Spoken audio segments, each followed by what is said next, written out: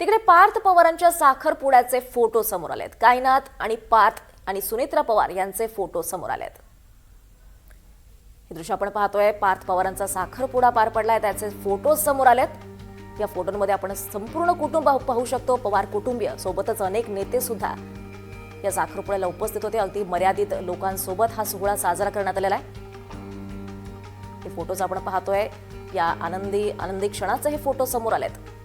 या दृश्यामध्ये कायनात, पार्थ सोबतच सुनेत्रा पवार या दिसतायत, सोबतच काही त्यांचे जवळचे लोक सुद्धा या ठिकाणी उपस्थित होते। पार्थ पवारांचा साखरपुडा संपन्न झाला आणि त्यानंतर लग्न हे पुढच्या वर्षी होणार आहे। आपण पाहतोय जो साखरपुडा झालाय तो अगदी मोजक्या लोकांच्या उपस्थितीत संपन्न झालाय। या आनंदी क्षणाचे फोटोज आता समोर आलेत, व्हिडिओ समोर आलेत।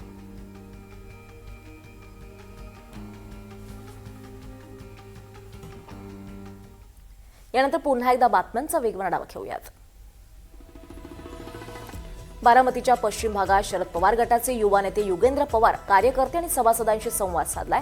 आगामी सोमेश्वर सहकारी साखर कारखान्याच्या निवडणुकीच्या पार्श्वभूमीवर ही बैठक झाली आहे। सभासदांच्या मतांचा आदर ठेवून पुढच्या आठवड्यात निवडणुकीची रणनीती आणि पक्षाची अंतिम भूमिका जाहीर केली जाईल, असं युगेंद्र पवार यांनी स्पष्ट केलं आहे। गोकुळ दूध संघाची निवडणूक तात्काळ घेण्याचे आदेश देण्यात आलेत। सर्वोच्च न्यायालयाने 90 दिवसात निवडणूक घेण्याचे आदेश दिलेत। ही मुदत 3 ऑगस्ट रोजी संपत आली तरी देखील शासनाकडून मतदार यादी प्रसिद्ध करण्यात आली नाही।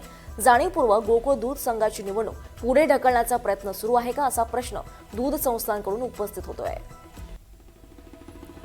मराठा आरक्षणाच्या आंदोलनाच्या लढ्याला आता निर्णायक वळण देण्याचा इशारा मनोज जरांगे पाटलांनी दिलाय।